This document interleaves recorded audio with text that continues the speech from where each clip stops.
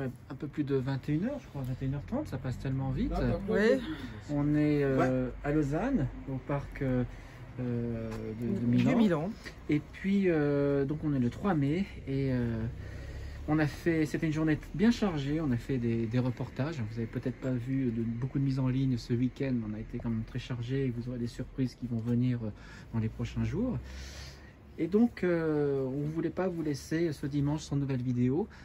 On a donc cette vidéo qui est improvisée, qui est faite au portable et qui sera postée aussitôt. Sonia avait quelque chose à vous dire en cette veille du 4 mai. Voilà. Alors, très chers Français, je vous parle depuis la Suisse parce que j'ai évidemment écouté une des vidéos où on encourage les Français à tous se mettre dans la rue pour que les anciens militaires puissent travailler et puis détruire les technologies qui nous font beaucoup de mal. Et derrière ces systèmes technologiques, il y a HARP, c'est des militaires qui ont construit ces technologies, qui savent aussi comment les redétruire, mais ils ont besoin de vous pour pouvoir agir derrière. Alors, j'ai envie de vous dire, bien sûr, ça semble facile quand on est en Suisse, hein, de vous faire passer le message, mais ce que vous allez faire, ça va être libérateur pour le monde entier. J'encourage tous les Français demain à aller pacifiquement dans la rue pour démontrer qu'on est à la fin du confinement, parce que ce coronavirus qui, soi-disant, est une pandémie, ce n'est pas une pandémie. Puis là, je rejoins ce que François dit, parce que c'est très bien, c'est une plandémie. On a pu le voir hein, au niveau des chiffres. Hein. On n'est de loin pas dans les chiffres d'une pandémie. Alors, sortez dans les rues, osez, n'hésitez pas, afin que ces militaires puissent travailler aussi pour le monde, parce que le monde entier s'en portera mieux.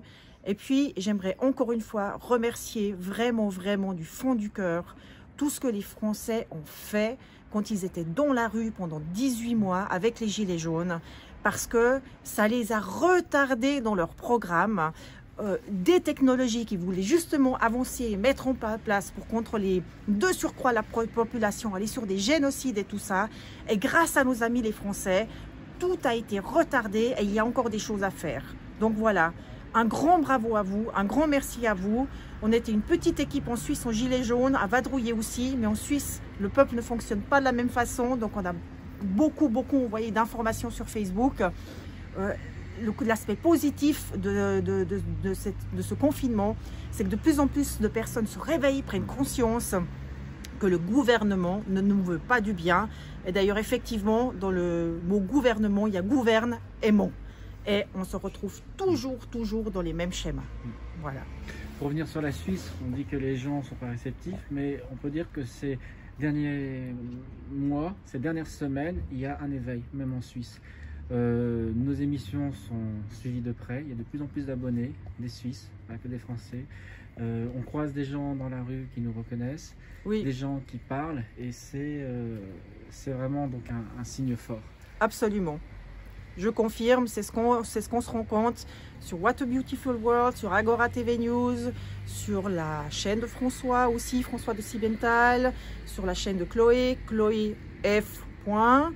Je viens de créer une nouvelle chaîne qui s'appelle Loi Universelle pour parler plus de nos droits, parce que beaucoup de personnes ne connaissent pas les droits, donc vous pouvez aussi aller là-dessus. Et c'est vrai qu'il y a aussi des mondes qui sont venus écouter.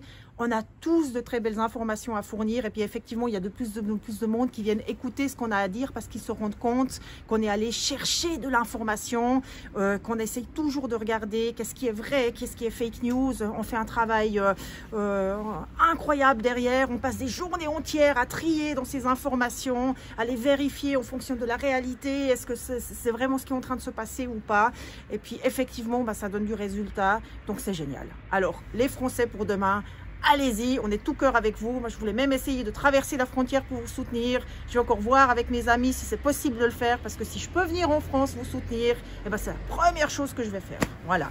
Merci. Bonne soirée.